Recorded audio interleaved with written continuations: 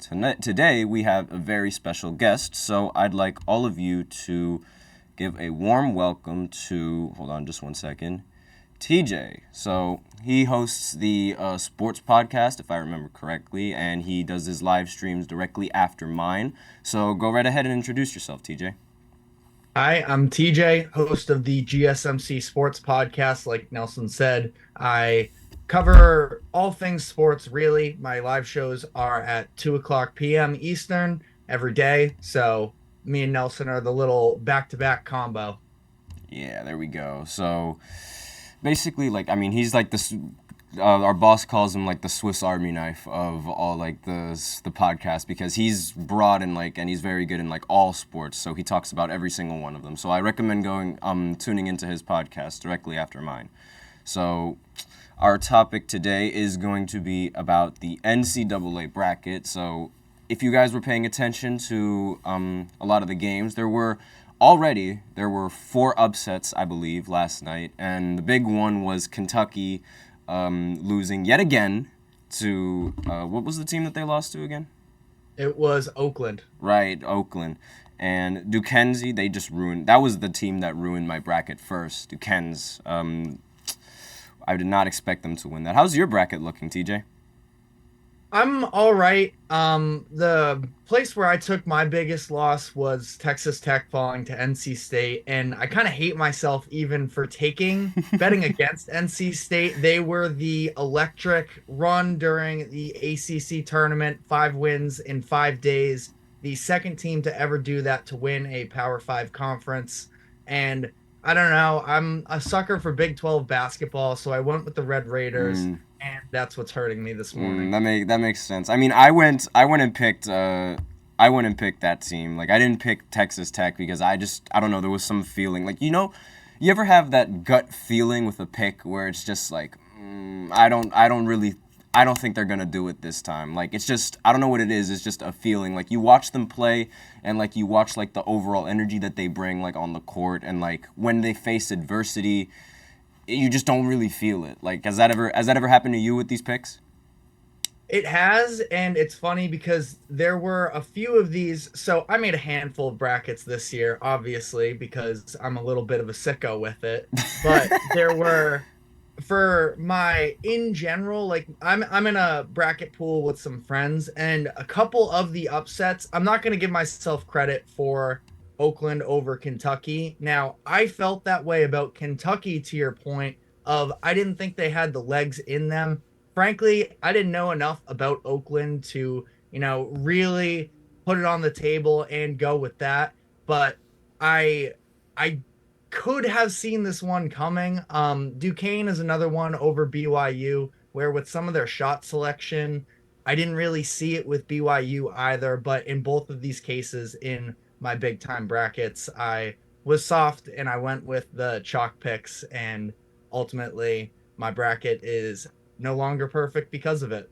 Yeah, honestly, like the BYU game, that was the first one where it was like I messed up. Like I had every time like whenever I go out and I see I usually see BYU games like all over at like bars and things like that, and they look like a unit. Like when I was watching them, they looked like a legitimate unit, and I was like, okay, I really think that they got a shot. But no, they decide to ruin everything for my bracket. So that's always great. And I don't even want to begin to talk about St. Peter's. Like I didn't pick them in all of my brackets, but there were a couple of them that there were a couple of brackets where I decided to pick them because they went on that Cinderella run.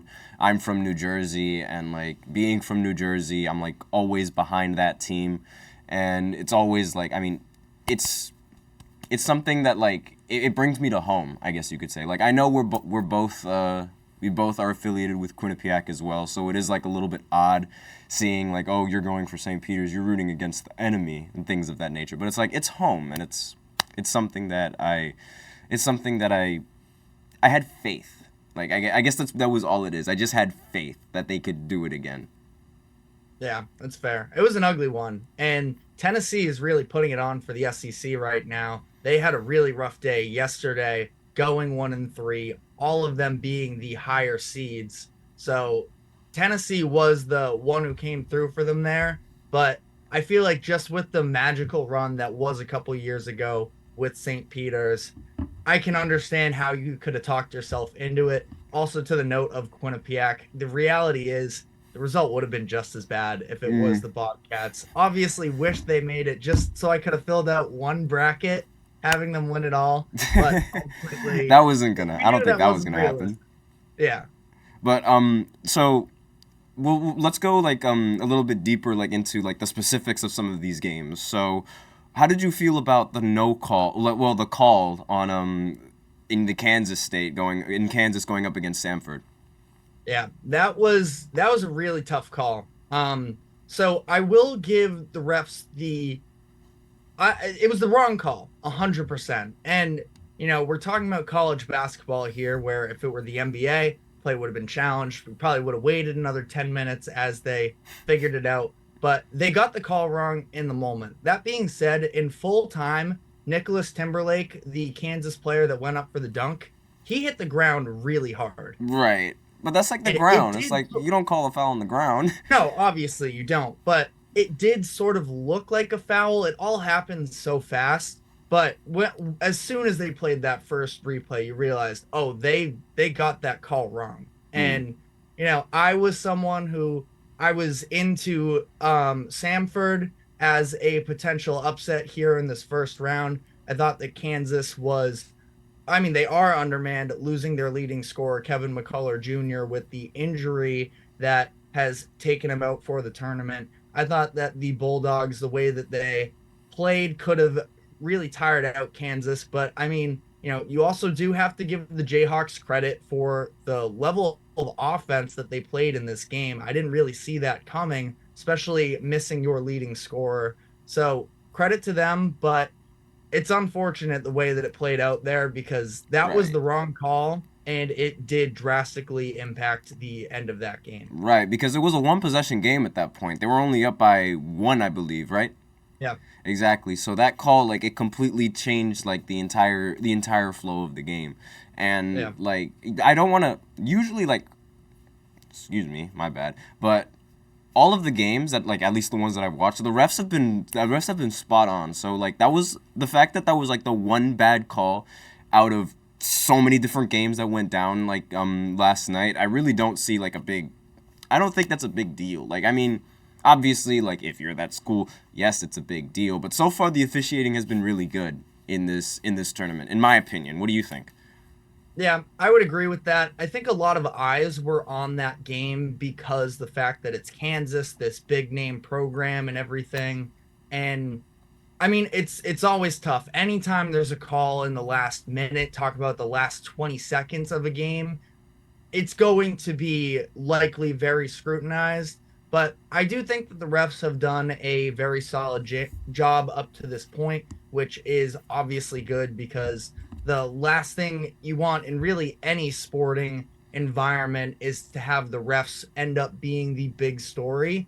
And ultimately, yes, in this first round matchup against a Samford team like that didn't have, big time expectations, hopefully we can continue to see a clean slate from the refs. But I agree. I think that the fact that, you know, it's not the lead coming out of the first day is a good thing. They've been doing a solid job there.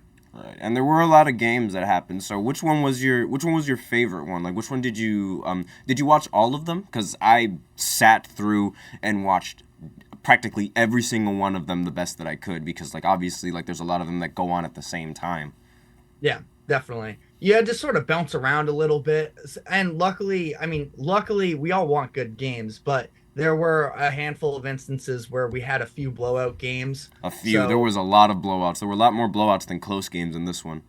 yes, there were, which is the reality, but it also allowed us to sort of focus in on a key game like Kentucky Oakland, which I feel like has to be my favorite pick of the batch. A little bit disappointing. You and I are both NBA fans. I was hoping to see some better performances from the Kentucky duo with the freshmen between Reed Shepard and Rob Dillingham, hoping that one of them could sort of put on a bigger performance that could sort of draw scouts in. I But at honestly the end, like I prefer like these I prefer these college games where it's like there's not that one dominant player that's scoring all the time, and it's like you have no idea exactly like what the outcome is going to be, because that's the madness. That's the March Madness that everyone knows. And it's like I feel like we want to talk about like someone just completely dominating and taking control of the game. What about that kid from Oregon? Like that just I oh believe yeah, like he dropped 40 something. I think he ended the game with yeah, 40 points. 40 points. Yeah, exactly. So it's like I'm just going to pull up his name just because like I just said that kid, and it's like he's It's probably older than the both of us. Jermaine Kusnard, I think Yeah, is how you Jermaine pronounce his Kusnard, last name. exactly. I just wanted to make sure that I got like the pronunciation of that correctly. But like I mean, he went off, so it's like you have those games, like obviously those games in college are like few and far in between, but it just makes it like so much better when it does happen, right? Like cuz when those games do happen from a like a kid and like a really good or a young kid, a freshman, a sophomore, however old he is, or whichever age really, if it happens in college, it's like, "Oh my gosh, like that kid is insane." And you Yeah. usually don't really see that in March Madness. It's more like team basketball, which is why I think a lot of people really draw to it a little bit more, because it's like when you look at the NBA, it's like oh, you shoot the three every single time, over and over and over again. And it's like you go to the paint, you do this, and then you immediately get sent to the line. But in college, it's sort of like part of it comes with the officiating. Like they sort of allow the players to do what they, or to decide the game. And it's like they're allowing the players to get more physical. They allow them to press up on defense. They're allowing them to like go up like strong, and like sometimes there's gonna be fouls, obviously, but most of the times they don't get called, especially when the guy on offense does this, like just Yeah. because. College basketball is definitely seen a little bit more as the purest form of basketball, where you also talk about the NBA, along with all the flopping that the NBA has desperately been trying to eliminate the past couple years. I think that the skill level and the talent is also so high. So Mm-hmm. you see this isolation basketball where Luca can shoot from anywhere on the court. He can Right. take basically anyone off the dribble, where you don't have necessarily that weapon in college basketball a lot of the time. So Exactly. you see a lot more team game, and it can be very appealing to, traditional basketball Right. fans. And I mean, like, that's really like where the struggle was with St. Peter's. Like, they were running they were running straight isolation like half the time. They would just pass the ball to someone, and then someone would try to do something with the ball, and they just weren't doing anything. Like the defender was staying in front of them every time. And it sort of allowed like Tennessee like to build up that lead, and like they got into a hole, and then they couldn't get out of it because like, where is your offense? Oh, our offense is people trying to ISO. You can't ISO? Uh-oh. Like Yeah. it was really tough to watch, and it's like that's sort of like what's expected coming in from college, because like you don't really expect these kids to be like, you expect them to be great, but you don't expect every single one of them to be able to create a shot for themselves. Yeah. And And I think another example of this somewhat is from the BYU Duquesne game, where BYU runs an offense that is very reliant on the three-point line, almost NBA, similarities to it. And how Duquesne won that game was they ran BYU off of the three-point line. They forced them to sort of get better looked shots inside, and it took the Cougars long enough to adjust to that, where the Dukes were able to build up the lead that they were, and they end up pulling off the upset. That's something that we see all the time in the NBA. I mean, I'm a Celtics fan, and how many times do you hear the hey now? How many times do you hear the mm-mm-mm-mm-mm. criticisms that they settle for outside shots too much, which is fair? They're a very high volume three-point shooting team, and a lot of the time in the NBA, you hate to boil it down like this because I enjoy basketball too much to oversimplify it, but a lot of the time it's, are you hitting your three pointers?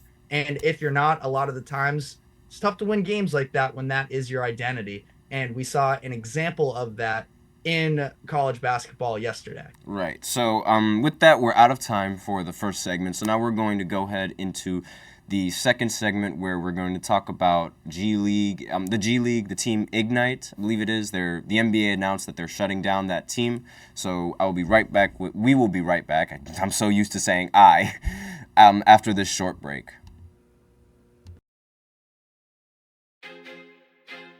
I feel like I'm losing my mind.